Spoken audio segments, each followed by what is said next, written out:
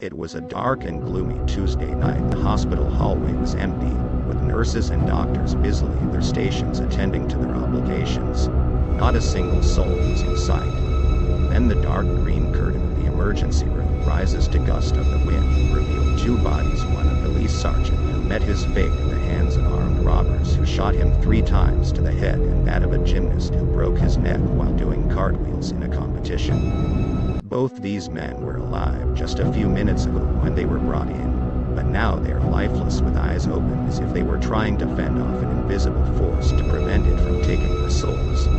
Then along came the sound of familiar footsteps, for it is time for the nurses to make their rounds, and 2 proceeded immediately to the emergency room but were stunned after finding out of their sudden death. Personnel and equipment were scrambled immediately in the hope to revive the 2. With the defibrillator they exhausted all means, but their efforts were in vain, for the patients are dead. Just as everyone was about to cover the dead bodies with blankets, the nurse saw that the window of the room was open and that a bloodied side was lying on the floor. She picks it up, thinking that perhaps a visitor doing a trick or treat might have left it there, but as soon as she picked it, she saw visions, though blurry at first, but the picture slowly cleared and she saw the 2 bodies just as if they were lying there, but the side that she's holding was carried by another being, with a shadow that's as black as night and whose face was hidden by a hood.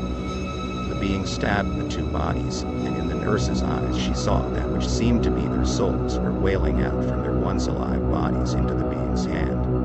Moans and laughter can be heard. Suddenly, fear gripped the nurse as she now knows that what she is holding is the scythe of death himself, and as she was about to throw it out the window, everything flickered and went black. Her companions, who saw what is happening, screamed and tugged the scythe off her hands, but it will not budge. Then the door slammed shut, and after a gust of wind, everything went silent. The door slowly opened to reveal several bodies of nurses and doctors who are now lying on the floor lifeless with eyes open, a death similar to the 2 patients. The scythe was picked up from the floor by a black figure in a hood, who gazes out the window to see souls slowly marching towards a black whirlpool. The policeman and the gymnast are now beside him, and with an evil laugh they slowly vanish into